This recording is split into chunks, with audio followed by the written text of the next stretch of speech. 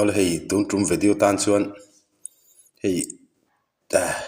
ka hlim na ber hi ni ron mai ke chu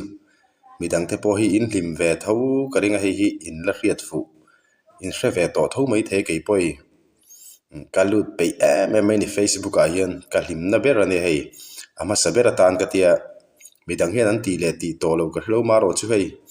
mana ka thian pa video hi ka posa ka hlim pui lu tu ka ni te group hi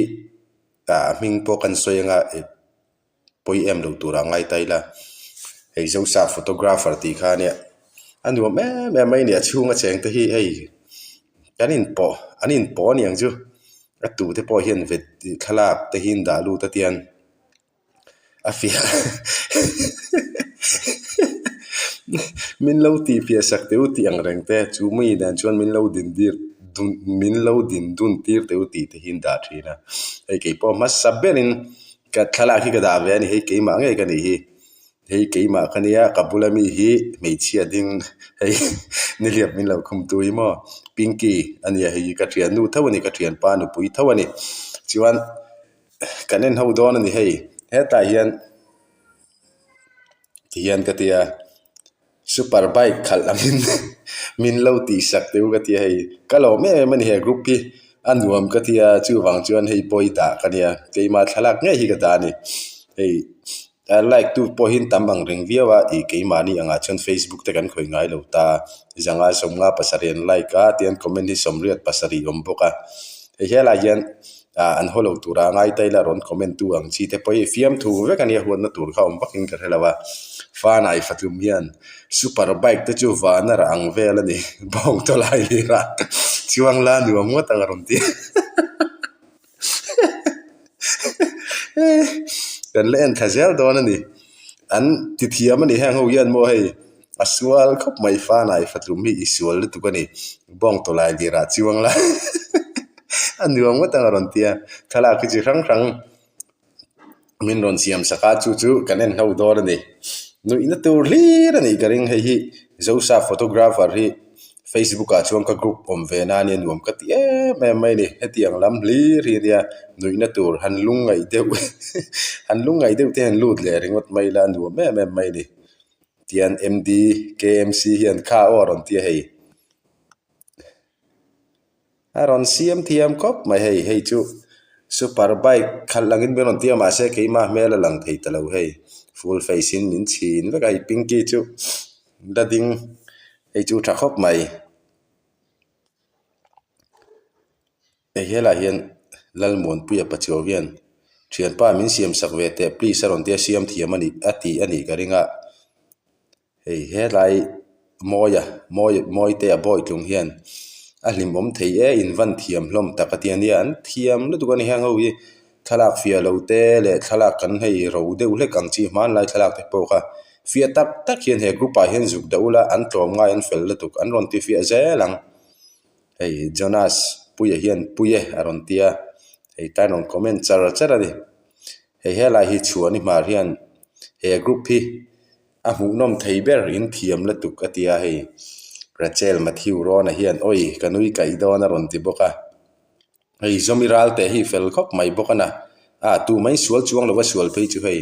kapu I du zong ni lo chuan lo soi hre lo la o adang po ala o manga ron tia hei hela hi aron da hei chu ang takhop mai keima ka chuang ve ta nge me ku ta dress zong ala kim veka R1 flight ka da a pai bo ta he eng bike nge moni ronda moi khop mai he chu en thazelang nei ndal ma fa na hian a class awa han sang tak ke maron thei poi ka thian pa ni kanau ai jenet pacho nui na samai kaning lu tu ka ti anui na sa don ti ka hrenga ni hei jenet pacho hi a him ve thinang he group a hian wani apui do ne ron tia khonga in he thala khi min lo ti fi sak tiu non ti ta dai mai hei ta chuan a comment na hianin kan share zelo hei chu hei het lai ram tiang hlemi oi kaning ron ti boka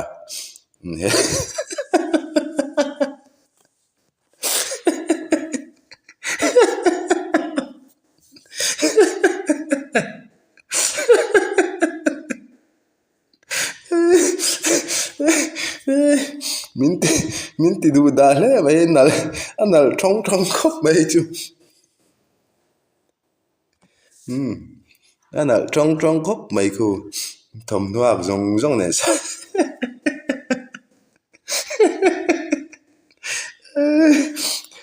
tiếng vel kha ni he group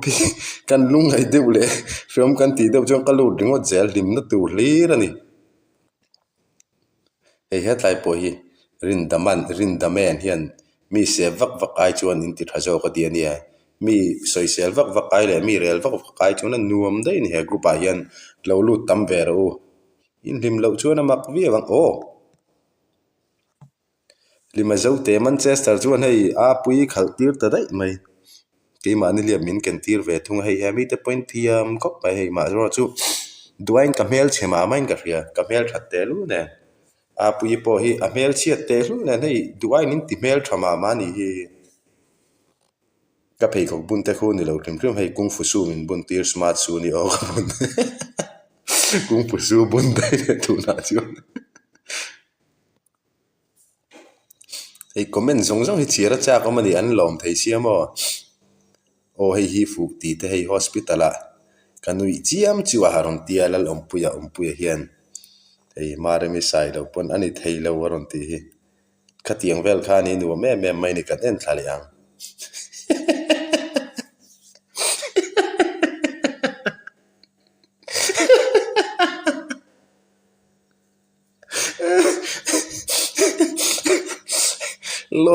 lôi cái khẩu tới đấy mà hey anh CMT mà haruto dai ki ti ne hey isual ka ti mà a super bike vak lo hey chu mo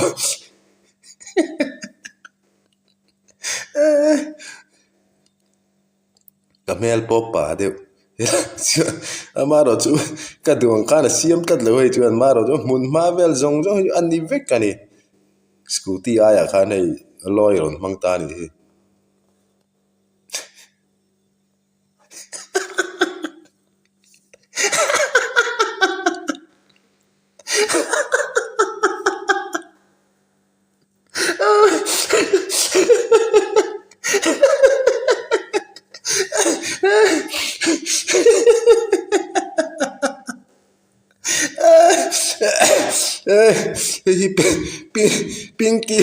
pinky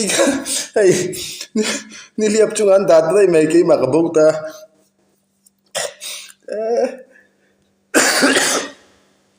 ka mi tui ta na sal tu kai ka bota vek mai ke ma kha an siam thiam ani he mi te hi mo thiam takan ni du thu sam hian an siam ani lim na min thlen na sa thin ani kanen leng a thlang ngoron comment hian re rang tang hei chu an midang point lom ve karing hei te boi vargo te dai chuan ron tia te I RTS call ring hian boy khak don ve ron tia hei emoji nuina han ron da na samai ani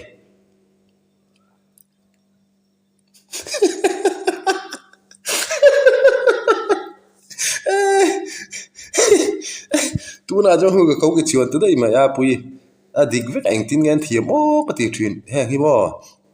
hei a pui kha tai ka sira ding kha ne ma se tu ra chuan hei ka ko ge chuan ta dai mai ma chuan RB chak chuak isual ka ti a mai ma chuan hei chu a ava dang dai ve ta chuan kan mel ang ta tat lo mai ma se thal tu kan hei po hei teng te min khal tir ta alo mom phan pa ve hrim ani in thil siam thiam da ni ka tia thina da an siam thiam khop mai hang ho hi an fel box si ka den thale ang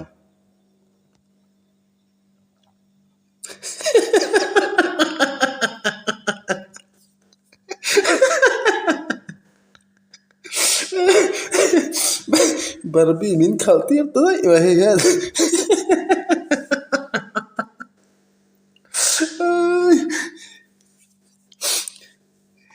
tụi nghe James sa dấu té uane sa dia siam thiam khóc mà hay anh tin nên thiam ô có thể tiếng hip khát mà bố xí lâu hiền mò hay tụi nào po Barbie te min khal tir vel ta mấy mấy này hi anh siam thiam khóc mấy chuyện này nè nên lẹng cả lỗ mẹ thằng cái nên lẹng mà rồi comment thì chia lộc tiếng hay chưa chú lâu thấy em rồi thì hay emoji anh nuôi like hắn rồi đã dễ là nè tu man thiên rim ngay lâu ô ấy chú lệ sẽ bên tung mình khảo tiếp tới đây mà hay pui pinky pui té nên câu cái chuan ti ra hay chú đắng đai lẽ mà hay sakor khal thayang te po khan này anh rồi đã thấy với cái gì attract hop mà hay po hi Benjamin kiang te kalom lu tu ke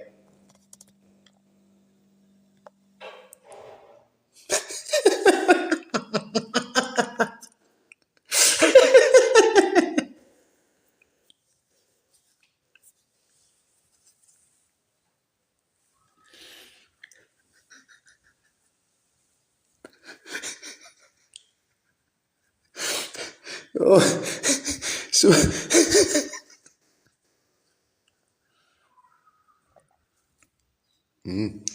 super bike tiram jiak ta hay ka vak mail travel lai chuan hu ka mail ang lo ma se ka mail lai na thajo hin ga ria an siam tiam khop ma hay kan en le ang super bike comment kan share ten ka share tlak ka thei chu hei hi a hit taron tia dong te a bad moon hian ei dong te tho hian boss kalome dur tlang lama tangin a scooter alo tlan thla bluetooth speaker a hla lo play thin kha in mi ale man on te hei in biak kan an fel em ani hang ho mo tai group om ho hi oh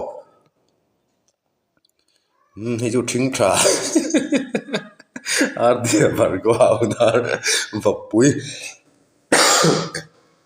min khal tir ta dai ma he kalom mani hang te mo alul tu khani kan thiam lo khati hian min ti sak thina un felani group pi chu zan lai ata hian chung te mut zo nu kan nui dir char char zel mai ni kan en leang thang le hei po ma mi ang tho ka super bike min khal tir le a hei chu eng bike tak ning mo moi hle mai ma puya roi te ni ka van lom thin em hei chu dang dai ve ka mela pai dai ka mela pai dai he ngai te te na ron da an ti thiam le mai hei sang te ya s ti ni thang le hei chu sai gal min khal tir ta dai mai hei an va han thiam ke te moi le lampang an han ti to ma eng tin ngen thiam ka ti heng hi an je ni kalome riata scope var te hei Jacob upon amu nom thei ron ti lal pinky chin vati chelo velo mo tang hei ka huang lal pinky hi ka sei fanga ka mu nge nge yang hei hi tai chuan in eng ma mel lang thei ta lo ka mel ka lang thei ta lo wa moi em ve ka ni vi ka pa chuango hei ka du hei hi tha bike ka ni deuh reuh bok si hei hi hian thiam khop mai number ne lam om vek MZ 025999 chan hi ma fan chun junior ka wa han lom thin em in siam thiam le tuk hei chu tractor min khal tir ta dai mai hei hei pon siam thiam khop mai thin na ma chang te ni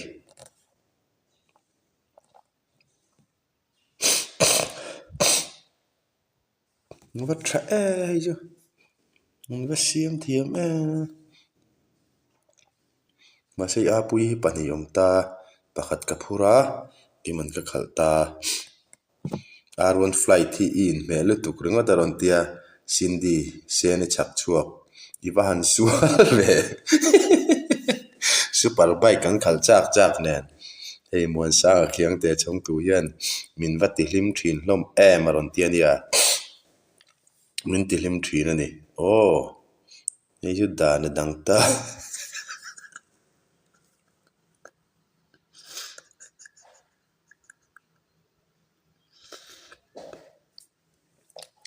han rig vak ka re sia han tra kan zoom nge o nghe na ku ka mel po ang lu tu ka ni vok pui chu min chuan tira o super bike ta lo la ma he chu ka han lom em ve lk to chong ani hi thiam lu tuk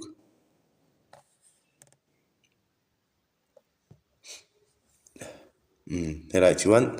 he chu R15 nin ka ria bike ki mo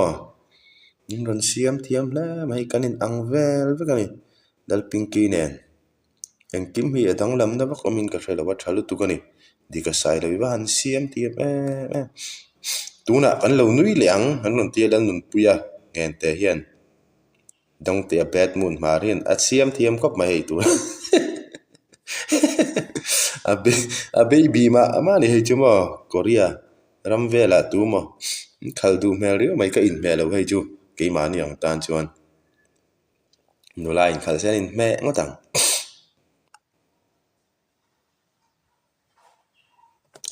hei po loi min khal tir le ta dai mai hei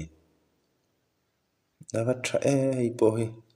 ko pui chu nga hei building sang tak tak oma thilan la pet le nga la mo nim na penen leang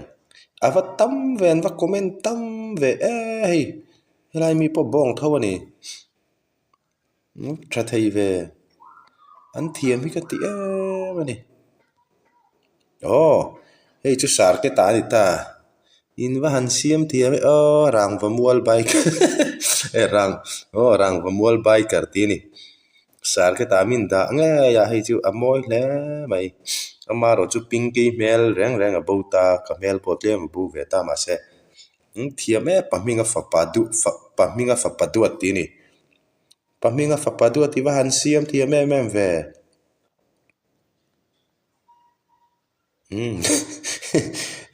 hei chu le kai lai ka chau mel le mai kom je ka thut vum nuk mai amo hei Samuel Steve G ral te ti ni in va han fel liam tak lim na tur le ra ni min pe ki mo manin khuma po min tinui cher mai ne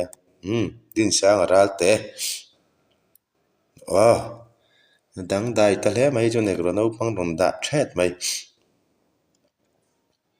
mali ni pon nui na sa mai hei ngi chu tu nge ni chu aron da ve mai nya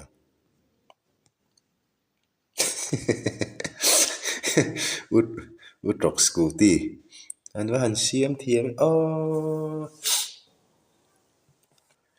nui za thak don ma si hang te mo tak an om mai se nui tha char super devin na ron tia ni mara mi sai lo hian nia in nui na sat karing hei chu no pang ani ve thunge lo mom fran pa ve hrim me te po hi ka hrok va za ve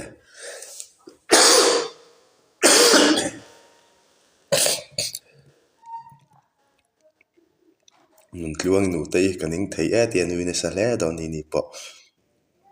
ramte kol ring ngai ang chin ron dali helai chuan rin khata sai lo ka ding ve ta dai mai hei pinki na khal ve ta dai mai siam thiam ani ha mi te mo du thu sa mian min chu sak thin ani heta chuan ang le deuh ma in dal pinki hi kawan pedon chiang heng thala kho hi alom tang anui na sa teng chu